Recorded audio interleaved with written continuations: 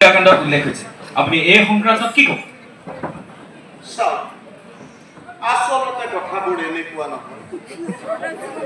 মই চিন্তা কৰি আছো উন্নয়নৰ কথা আৰু আপোনালোকে কৈ আছে অশ্লীল কথা ইমান বছৰে হৈ থকা সংঘাতটা মই বিচাব খুজিছো এইবাৰ আমাৰ এই পথটোৰ পুনৰ নামাকৰণ কৰা হ'ব পথটোৰ নাম এটাই মছজিদ ৰোড অথবা নামঘৰ পথ আপুনি ইমান বছৰ পুৰণা পথ এটাৰ নাম সলনি কৰিব বিচাৰিছে আপুনি কি হোৱাটো বিচাৰে এনেকুৱা প্ৰশ্ন সুধিব লাগে আচলতে মই মোৰ সমষ্টিটোক এটা টুৰিষ্ট প্লেচ বনাব খুজিছো